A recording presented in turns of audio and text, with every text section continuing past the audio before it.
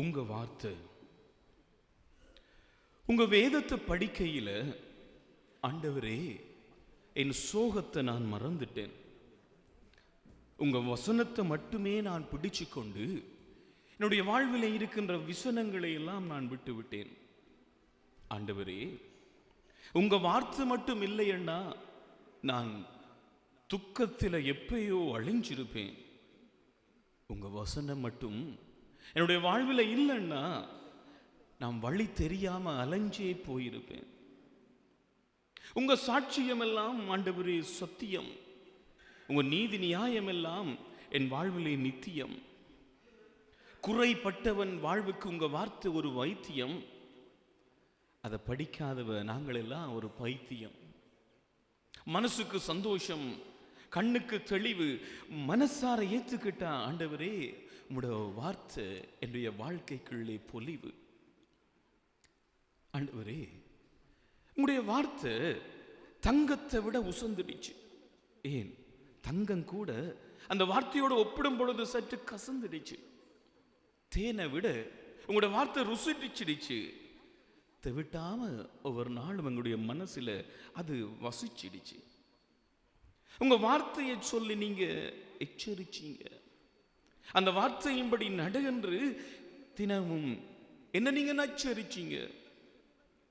ஆண்டவரே, உங்களுடைய வசனத்துக்கு நான் நடுங்கினா என்னுடைய வாழ்க்கையில ஆதரவு இல்லைன்னா என்னுடைய வாழ்நாள் எல்லாம் தினமும் தொந்தரவு. ஆண்டவரே, வானம் பூமி அழிஞ்சாலும் உங்களுடைய வார்த்தை ஒழியாதையா. புல்லு உதிர்ந்து பூவு உலர்ந்து போனாலும் உங்களுடைய வார்த்தை அழியாதையா. உங்க வசனத்துல வாழ்வும் இருக்கு, அந்த வசனத்துல வல்லமையும் இருக்கு. அது ஆத்மாவையும் ஆவியையும் பிரிக்குது. மனுஷன்ற கணுக்களையும் மச்சங்களையும் கூட அது உரிக்குது. உங்க வார்த்தை எதிரிக்கு அக்கினி, நொறுக்குகின்ற சம்மட்டி, ஆவியின் பட்டயம். ஆனா உங்களோட வார்த்தை பாவிகளாகி எங்களுக்கு பொக்கிஷம். ஆண்டவரே, நான் சோத்தை தின்று பிழைக்கல, உங்களோட வார்த்தையை தின்னு தான் நான் பிழைக்கிறேன். உங்களோட காத்த சுவாசிச்சு நான் பிழைக்கல ஆண்டவரே, உங்களோட வார்த்தையை வாசிச்சு தான் நான் பிழைக்கிறேன். உங்களோட வேதத்தை நினைச்ச ஆண்டவரே, என்னுடைய வாழ்க்கைக்குள்ள நிம்மதி அதுல இருக்கு. என்னுடைய வாழ்வுக்கு எப்பொழுதும் நிம்மதி. ஆகவே ஆண்டவரே, உங்களுடைய வார்த்தையை நான் எப்பொழுதும் பால் போல குடிக்க, பவுனை போல நான் பிடிக்க, புத்தகமா அதை படிக்க எனக்கு உதவுங்கப்பா. நான் அன்றாடம் சாதத்தை மறந்தாலும் உங்க வேதத்தை மறக்காம இருக்க, உங்க வார்த்தையை விட்டு இரவும் பகலும் பிரியாமல் இருக்க, உங்களோட வார்த்தையில மட்டுமே நான் பிரியமாக இருக்க எனக்கு ஆசி தாங்கப்பா.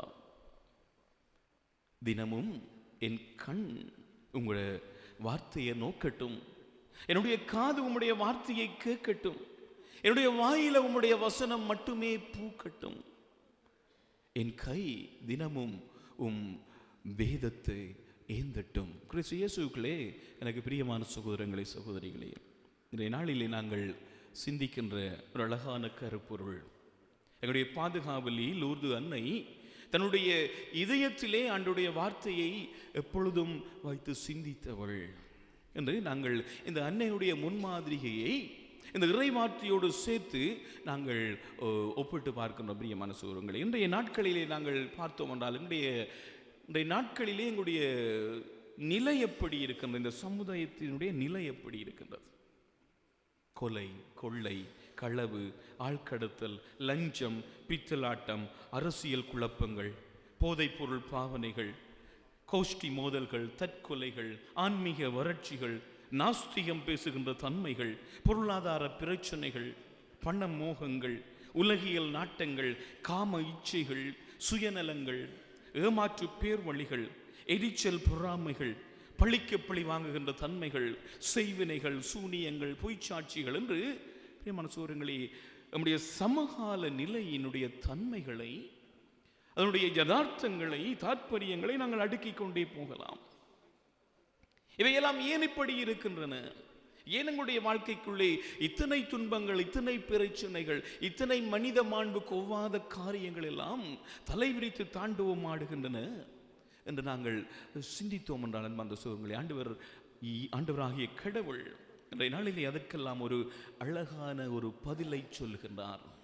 ஆமோஸ் இறைவாக்கினர் தன்னுடைய நூலிலே 8ஆம் அதிகாரம் 11, 12 வசனங்களிலே இதற்கான பதிலை அழகாக பதிவிடுகின்றார். ஆண்டவராகிய கடவுள் கூறுகின்றார், இதோ நாட்கள் வரப்போகின்றன. யாவையாகிய கடவுள் தான் கூறுகின்றார், இதோ நாட்கள் வரப்போகின்றன. அப்போது நான் நாட்டுக்குள்ளே பஞ்சத்தை அனுப்புவேன், துன்பங்களை அனுப்புவேன், பிரச்சனைகளை அனுப்புவேன்.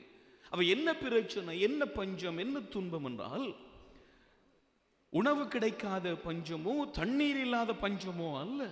ஆண்டோடைய வார்த்தை சொல்லுகின்றது, மாறாக ஆண்டோடைய வார்த்தை இல்லாத பஞ்சமே அது. ஒரு திசை முதல் மறு திசை வரை, கீழ்த்திசை முதல் மேற்திசை வரை அங்கும் இங்கும் மனிதர்கள் தடுமாறி ஆண்டோடைய வார்த்தையை தேடுவார்கள், ஆனால் கண்டு கொள்ள மாட்டார்கள். சகோதரங்களே, இன்று எங்களுடைய வாழ்வுக்குள்ளே அத்தனை பிரச்சனைகள், எங்களுடைய சமூகத்துக்குள்ளே அத்தனை பிரச்சனைகள், அக்கம் பக்கத்திலே அத்தனை பிரச்சனைகள், நாட்டுக்குள்ளே அவ்வளவு பிளவுகள், எங்களுடைய பங்குக்குள்ளே, எங்களுடைய கிராமத்துக்குள்ளே அவ்வளவு கட்சி மோதல்கள், பிரிவினைகள் எல்லாம் இன்று எல்லா இடங்களிலும் வியாபித்திருக்கின்றது. காரணம், எல்லாவற்றுக்கும் ஒரே ஒரு காரணம், அதுதான் அன்பார்ந்த சகோதரங்களே, ஆண்டவருடைய வார்த்தை இல்லாத பஞ்சம். உணவில்லாத பஞ்சமோ, தண்ணீர் இல்லாத பஞ்சமோ, பொருளாதாரம் இல்லாத பஞ்சமோ இல்லை, நகை நட்டுக்கள் இல்லாத பஞ்சமோ இல்லை. ஆண்டோடைய வார்த்தை இல்லாத பஞ்சத்தினால் சகோதரங்களே அதிகமான துன்பங்கள் உங்களுடைய வாழ்க்கைக்குள்ளே அவை புகுந்து விட்டிருக்கின்றன.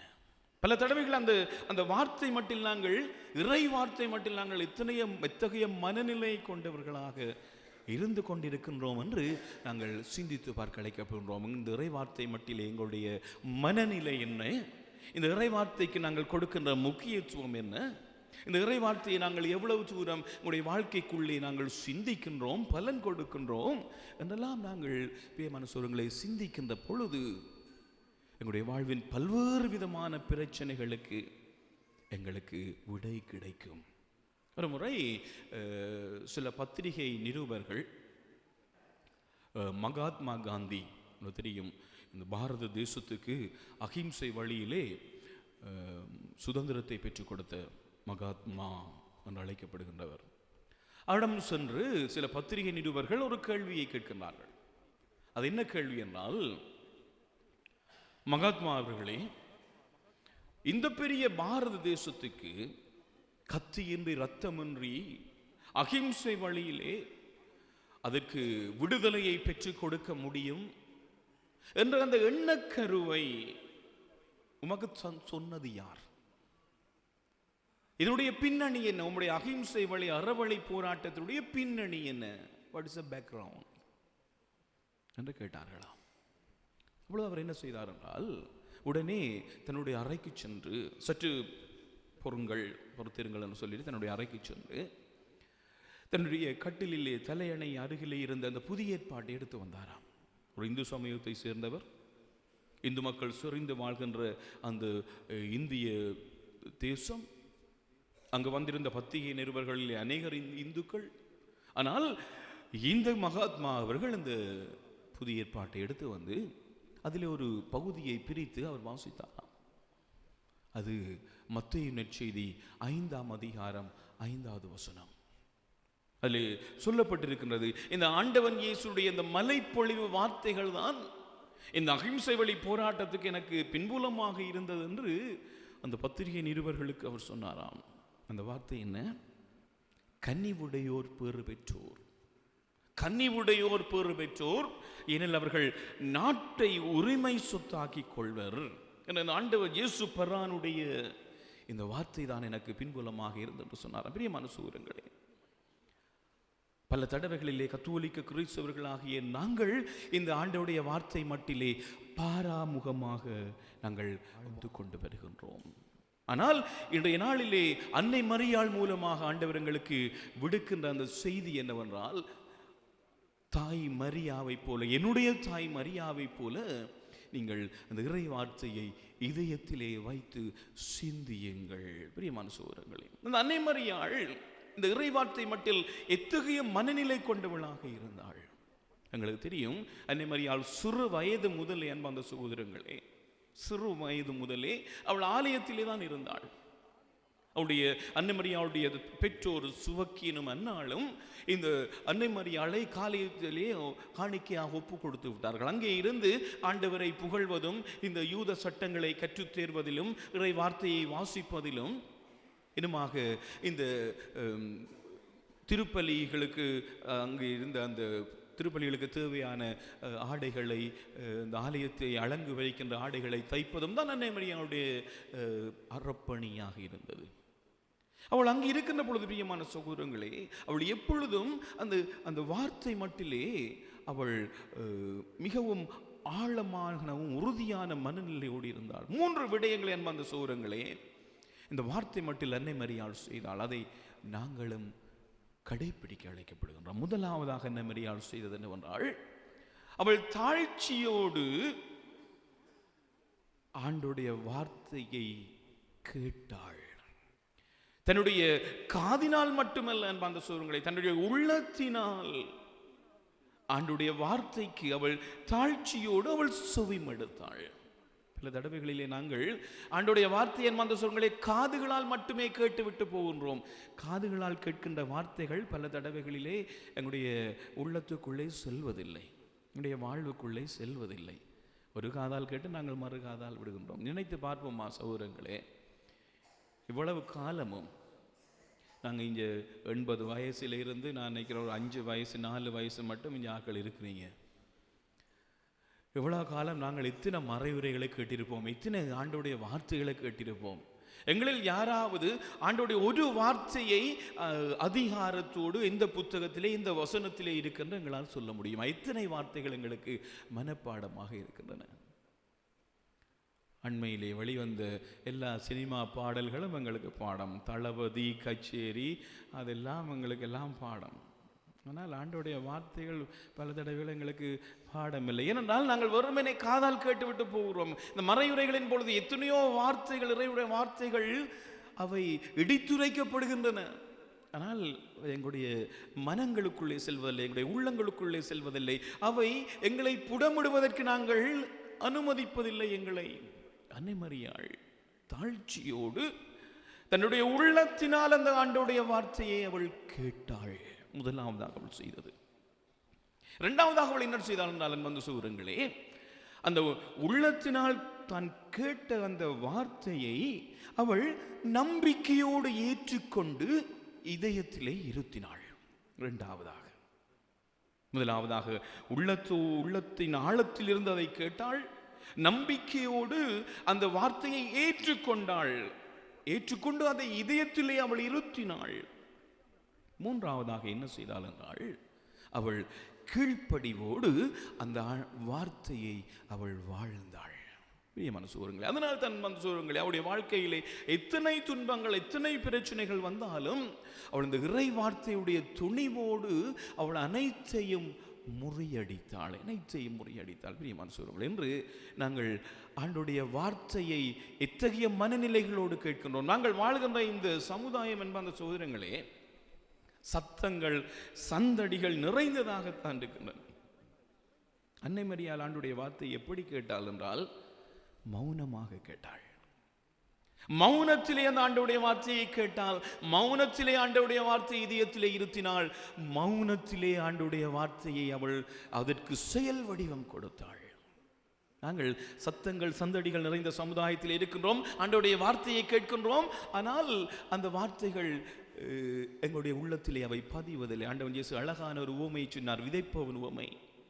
விதைக்கின்ற பொழுது சிலர் வழியோரம் விழுகின்றன, சிலர் பாறை நிலத்திலே விழுகின்றன, சில முச்செடிகள் நடுவில் விடுகின்றன. அப்படித்தான் வந்து சொல்லுங்கள், எங்களுடைய நாங்களும் ஆண்டுடைய வார்த்தையை கேட்டுக்கொண்டிருக்கிறோம். ஆனால் அன்னை மரியாள் மௌனமாக ஆண்டுடைய வார்த்தையை கேட்டால் அவளுடைய நல்ல உள்ளமாகிய இதயத்திலே அவை விழுந்தன.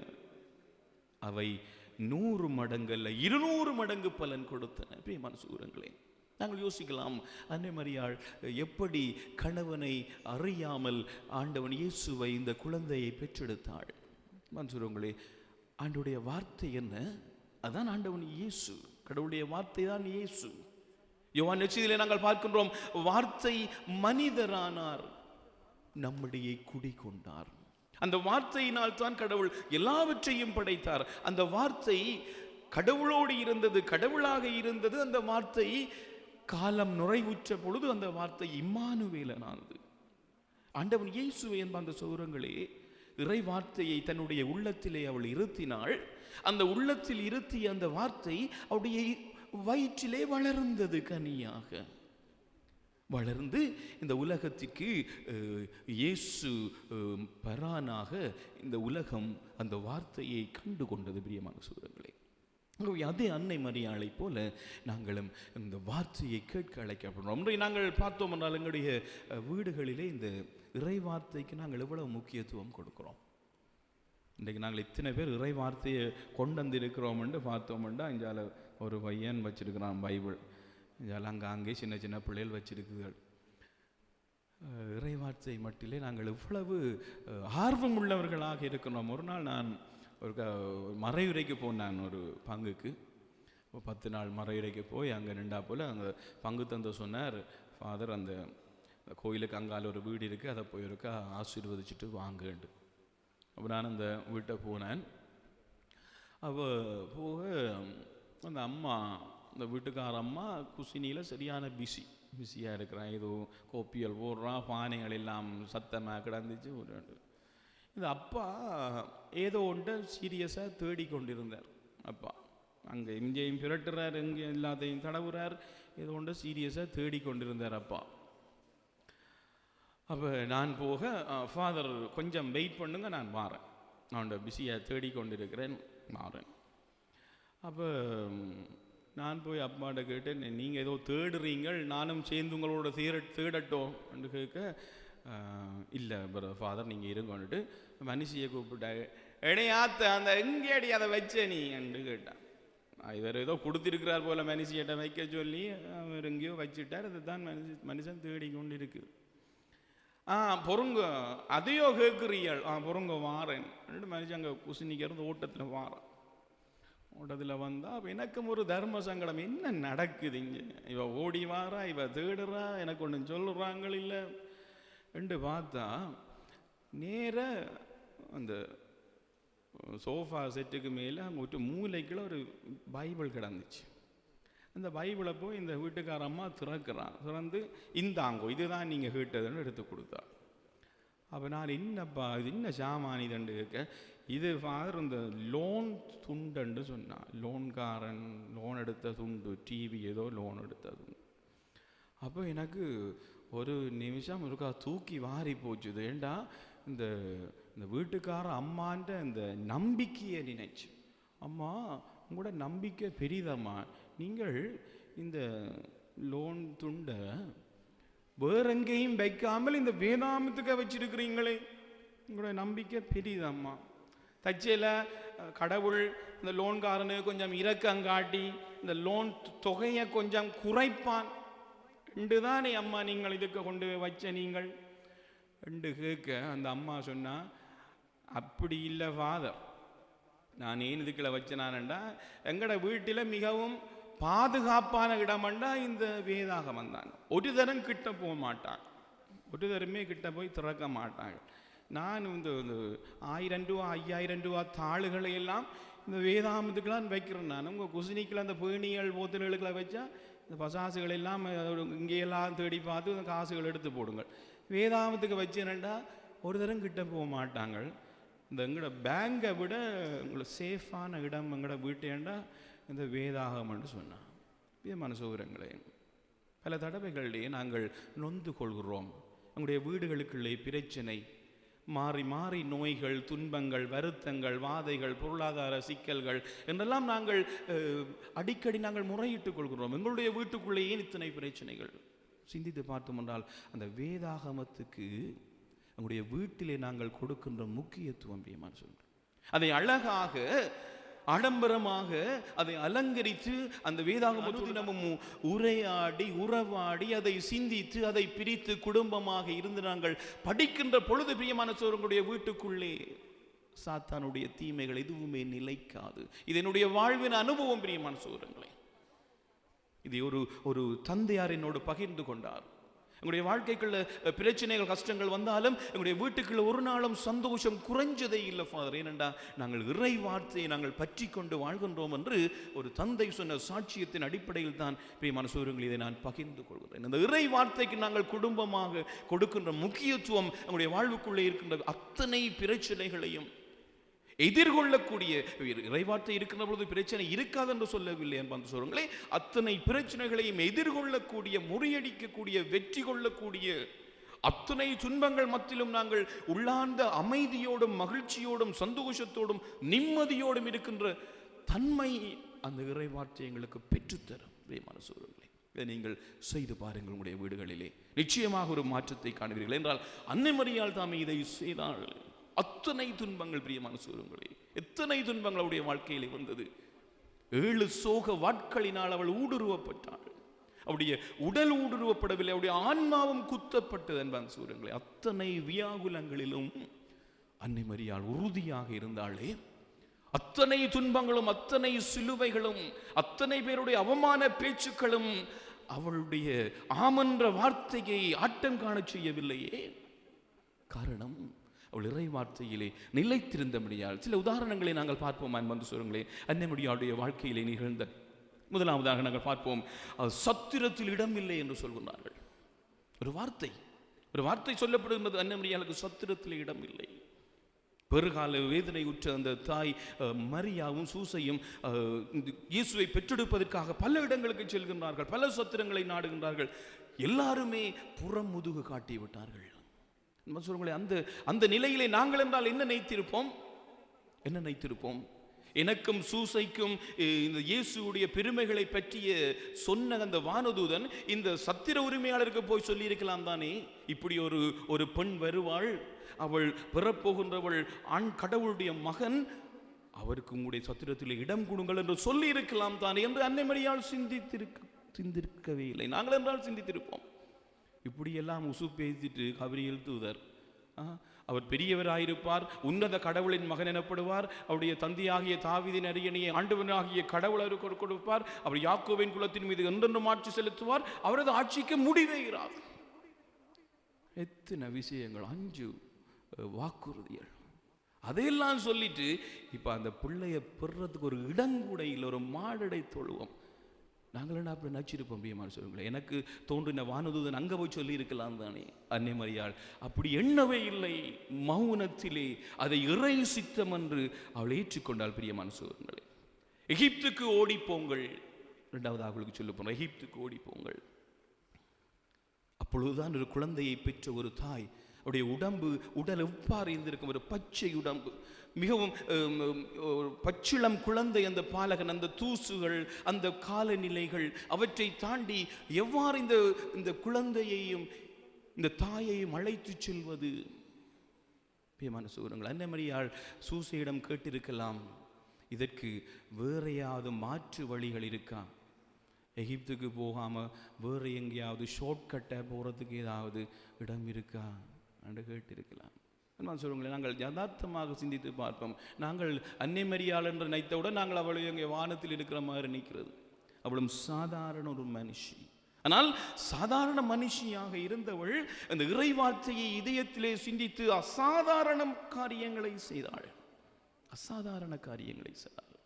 எங்களால் வந்து சொல்லுங்களே, இறை வார்த்தையிலே நிலைச்சிருக்கின்ற பொழுது, இறை வார்த்தையின் அடியிலே எங்களுடைய வாழ்க்கையை அமைக்கின்ற பொழுது, சாதாரண பலவீனர்களாகிய எங்களாலும் பெரிய காரியங்களை செய்ய முடியும் என்பதை ஆண்டவருடைய நாளிலே அன்னை மரியாள் மூலமாக எங்களுக்கு சொல்லியிருக்கிறார். அடுத்ததாக நாங்கள் பார்க்கின்றோம் என்றால், உம்முடைய உள்ளத்தை ஒரு வாள் ஊடுருவோம். எவ்வளவு துன்பங்கள் என்பான் சொல்லுங்களேன். சரி, இந்த குழந்தையை பெற்றெடுத்து விட்டேன், கணவனை அறியாமல் இந்த குழந்தையை பெற்றெடுத்து விட்டேன், இந்த குழந்தையை ஒரு வாறு நான் எகிப்துக்கெல்லாம் கொண்டு சென்று பாதுகாத்து விட்டேன், இப்பொழுது ஆண்டவருக்கு ஒப்புக் கொடுக்க இந்த குழந்தையை கொண்டு வந்தால் இப்படியோ வார்த்தை எனக்கு சொல்லப்படுகின்றது. இந்த வார்த்தை எத்தகையதோ.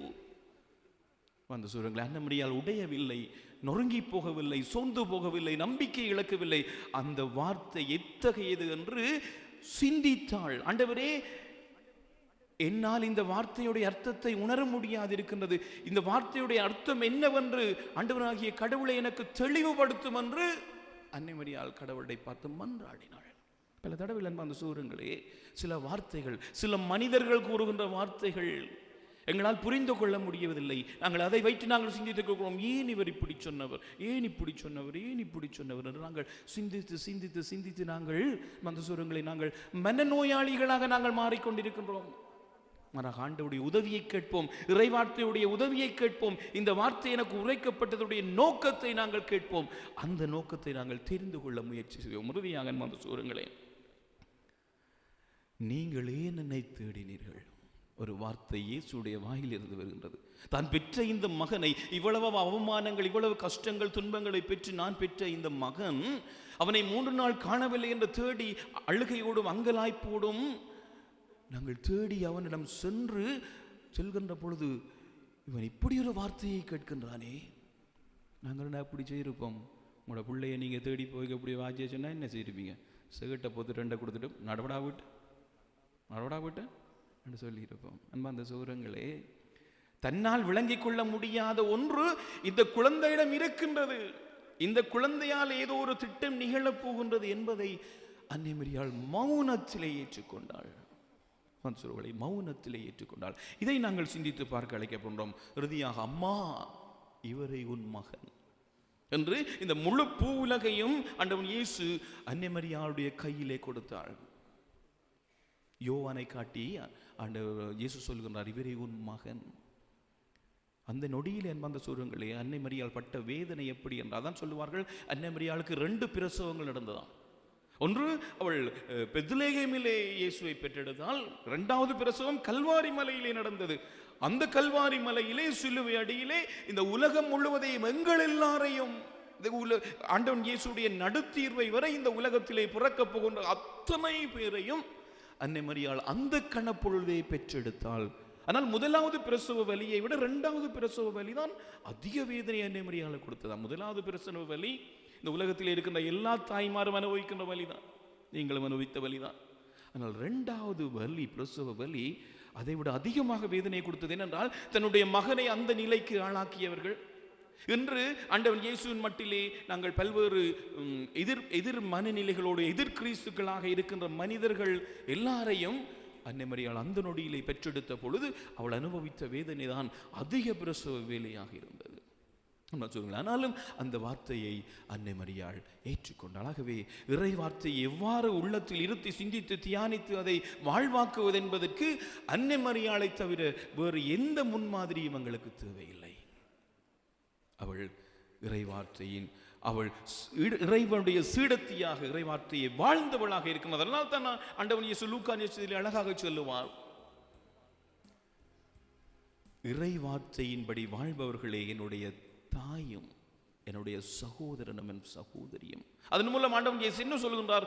இவள் தான் என்னுடைய தாய், ஏனென்றால் இவள் தான் இறைவார்த்தையின்படி வாழ்ந்தவள் என்று மறைமூலமாக அன்னை மரியாளை ஆண்டவன் இயேசு போற்றுகின்றார். பிரியமான சொல்லுங்களேன், நாங்களும் ஆண்டவன் இயேசுடைய சகோதரங்களாக, நண்பர்களாக, சகோதரிகளாக நாங்கள் திகழ வேண்டும் என்றால் இந்த இறைவார்த்தையின்படி வாழ நாங்கள் அழைக்கப்படுகின்றோம். எனவே நாங்கள் ஆழமாக சிந்திப்போமா?